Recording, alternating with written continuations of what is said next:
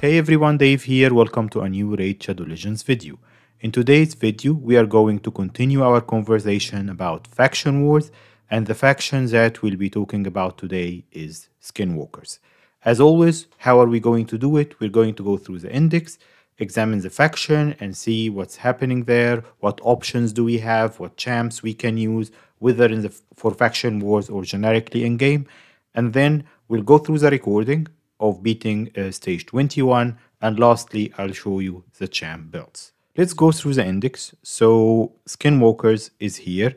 It was a weaker faction a while back, but they released a lot of champs to support this faction. I'll go through them quickly because we don't have time to examine each champ's kit, and a lot of them I don't even have, but I'll tell you which ones are good. So Norog is one of the good ones. He hits hard, he decreases the amount of damage the whole team is taking, and has some very useful debuffs there, block buffs. Longbeard, ally attack, good damage dealer besides the ally attack. Hakorn Smash Lord is one of the best support champs. He's a bit of an OG in the game. But I did use him a lot in Doom Tower Hard against bosses like the Nether Spider. Well, the one who applies poisons, because he got this on like 4-turn cooldown, massive heal, and he's HP based, so he helped me beat that faction war, and I think he's still on my team because he's great support there. Ruzzlevarg, Energizer Bunny, goes super fast, so yeah, you know him, he's just been a fusion. War Chief is okay, I guess, but not the best. I don't think he's worth investing in, though. I think he has a Provoken who is A1. If you build War Chief as a Hydra tank, or you're using him in Hydra for provokes, then you're probably using him here too. If you've been playing long enough to get Mighty Uku, one of the best support and debuffers in the game, really great. Brackers, good damage dealer. Nishak with the bomb/poisons, good damage dealer too here. Snake Track, great support. Samson, great defense-based damage dealer. Cleopatrix, if you didn't beat Skinwalker's faction yet, by the time you get Cleopatrix, you've been playing for over a year, then yeah, use her. She can do some damage. Ragash, one of the best defense-based damage dealers, so yep, good there. Void Legos, Kuronar, good CC, he got his provokes and he counter attacks if someone has decreased defense or decreased attack, and he's HP based, so he's tanky, so he can be your CC/damage there. Ragash can also be your CC because I think he's applying stuns, so yeah, by now you know Faction Wars is mostly about CC more than damage.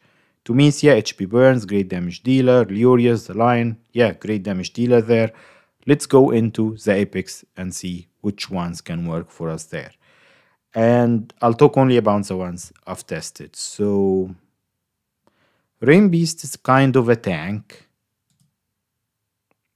and he can do some damage. Maybe you can use him as 50 because he's not worth 16 anymore. Okay, if you notice, all that we've gone through, well, Mighty Uku is a reviver, but I've beaten faction wars before Mighty Uku was out, so Hoforis was my reviver there.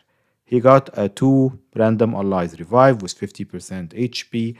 I used him as 50 stacked with HP to beat this. Steel Skull, healer support, defense up. Fane, if you build Fane for your clan boss team, she's a good damage dealer. The cat is great in lifesteal, so if you've got Akmatum with the hexes, decreasing the damage on everyone, and the poisons, it can be your damage dealer here. Basher is a good damage dealer, so I maxed him because I wanted to use him for like arena. I've never did, but yeah, anyways, he's a good damage dealer there, and he can serve purpose elsewhere. So from the rares, a lot of people, I know he's good, I've never got a chance to play around with him. Gnarlhorn is a great investment there because he can provoke everyone and he can put Unkillable on himself for 2 turns. So provoke, put Unkillable on himself or the other way around, whatever, on a 3-turn cooldown. and he will keep everyone CC'd. He's good for Doom Tower Hard Rooms, a Spirit rare one. So good option there. So that's the faction. Done, done. Let's go through the run and then we'll talk about what's happening there. So as always, we're checking stages 19 and 20 for any special champs like Valk, Thessalia. Those are whom we face usually. If you see here, 2 Valks in stage 19, just keep them CC'd. Basher, block buffs, skills on cooldown, keep them provoked. Yeah, the regular stuff there. So we just go through the wave 1 on stage 19 to make sure that there is nothing funny on wave 2. And then we're jumping into stage 20. So stage 20 is the Thalia waves.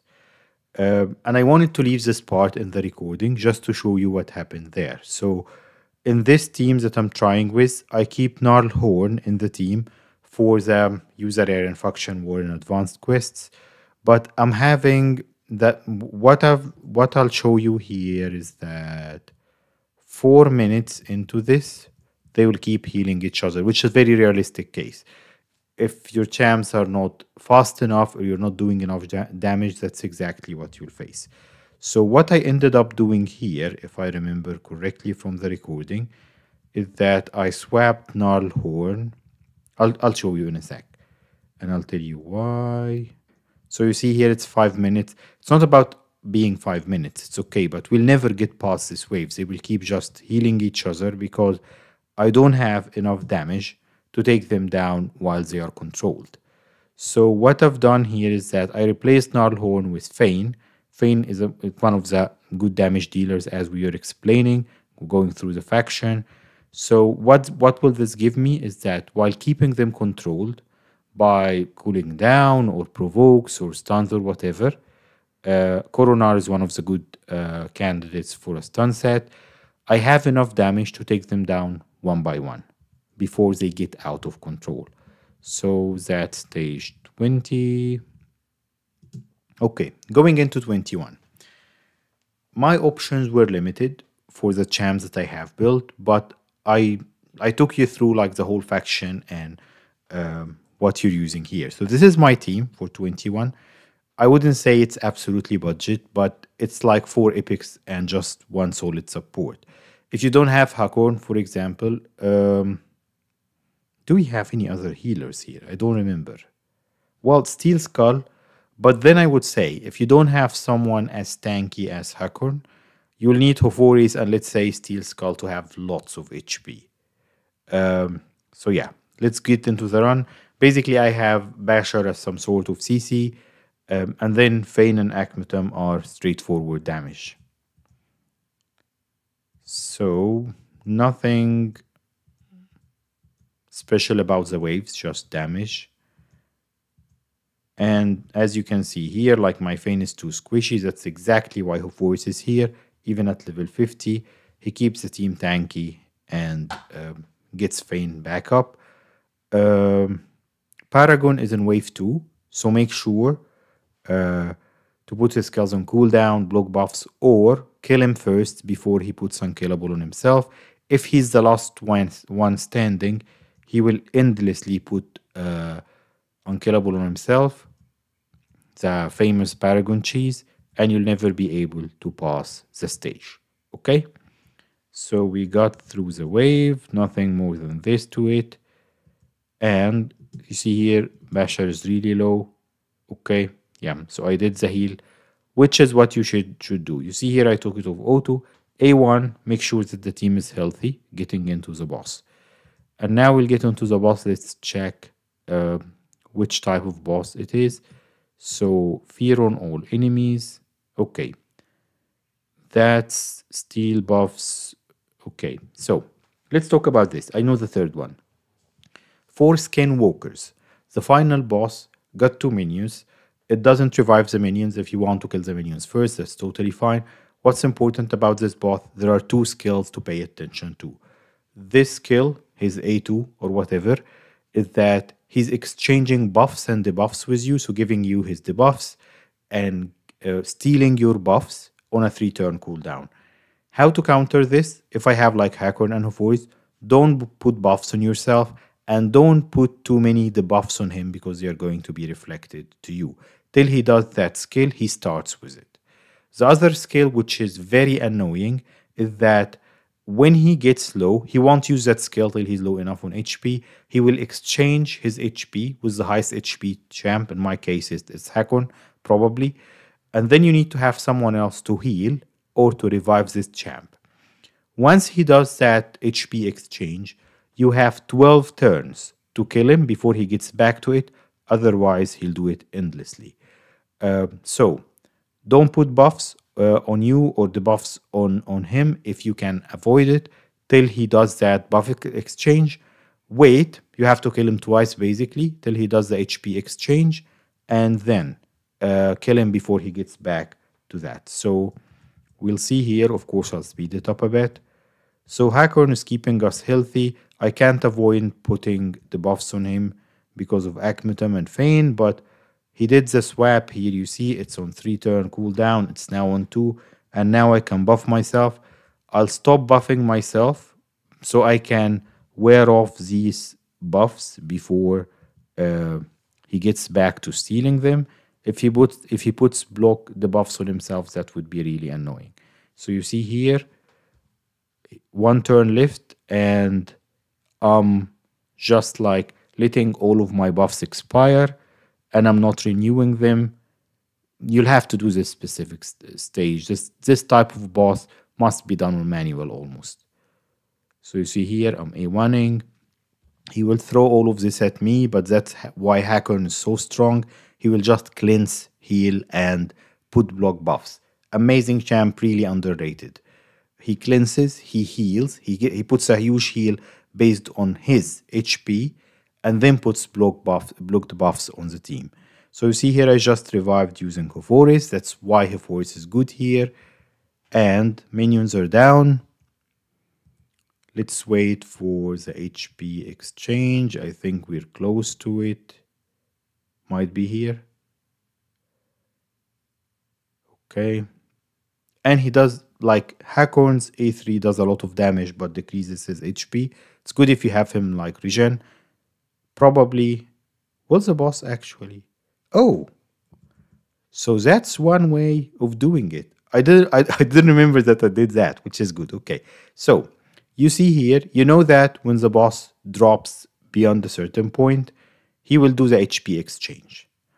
What I did here by luck, but you can plan for it. If you have a strong damage dealer like Akmetum or let's say Feign or whatever, what you're doing here, before the boss takes a turn, you had enough poisons on him and you're pumping him, you're hitting him with enough damage that you'll kill him even before he does that. For that, your champs need to be fast. If you don't have enough speed, you won't be able to pull it off. But then I told you how to do it if you didn't do that. Okay, now let's go check my champ builds. We might need to get a couple of people out of the vault, but that's okay. You're familiar with it now. So whom did we use? First of all, Akmetum and Hakon are built for Doom Tower hard. So like 105k probably. He got a lot of base HP. Like his base HP is 24k almost. But what I would say, only for Faction War, your level of gear won't be as high as mine. I would say 70k HP at least for Hakon if you're using him. 3k defense, more or less. 200 speed is fine. You can give him accuracy, like resistance, sorry. This resistance is for Doom Tower hard, but you don't have to. If we're talking only Faction Wars, level 70, 3k defense, 200 speed, that's all you need on Hakon there. And like I said, he's really underrated. His skill set is amazing. He can stun on his A1, that massive heal, cleanse, and puts block debuffs on the team for 2 turns. That's that skill. I don't think anyone else on the game has it. And he hits hard with his A3. Okay, so that's my Hakon, and I told you what kind of stats you're looking for here. Akmetum is good in lifesteal even if you're not using it in clan boss, because the thing is he heals out of those hexes and poisons. He got a weird mechanic there. So yeah, 40 he's a damage dealer, but anything above 40k HP, 2.5k defense. This is too fast for Hydra hard or even Nightmare. But anyways, what you want on him: 200 speed, 220 accuracy. I'm just talking faction wars here. This build is good for Hydra, probably maybe all the way even to Nightmare. But yeah, that's Akmetum, and if you see here, this is his build, Giant Slayer, and I'm just extending his poisons and hexes. For Hakon, we don't want him to do any damage. We want to extend his buffs, give him more resistance and tankiness. Everyone else is in the vault, so let's get them out to check the builds here. Okay, we have Basher, Fane. I'll show you Gnarlhorn, he might work there, and Hoforis. So this is my Fane. She's built. She doesn't even have masteries, but if you're using her, probably Giant Slayer, I would say, would be good for her. Yeah, she has multi attacks on A1, so probably, and 3 times here, so Giant Slayer for sure. She doesn't even have a banner, but still she does a lot of damage here. So 35k HP, 2k defense. You want her 180 speed if you can, and above 200 accuracy. That's how she's doing damage out of all these debuffs, and she hits hard, so that's Fane. Gnarlhorn, you just want him to be tanky. Yeah, like Regen and Immortal, whatever, that's leftover gear. 200 speed, 40, 50k HP, 3, 4k defense, 200 or plus accuracy. That's how you want him just to do, to keep provoking the enemy. And the last one, oh, we didn't check Basher. Basher is the buffer. How you want him, that's leftover gear, fast and accurate. 200 speed, 220 accuracy, or something like that. For Hoforis, this is leftover gear. Probably I had better gear on him when I cleared stage 21, but we just did it, so he can do it. 50k HP, 50, 60k HP if you can give him that. 3k defense, and like 180 speed is fine. He doesn't have to go fast, he just needs to be tanky. And he's just 50, no masteries, and still he works perfectly there. So that was Skinwalkers. I hope you got a couple of like useful tips from it, and I'll see you next time.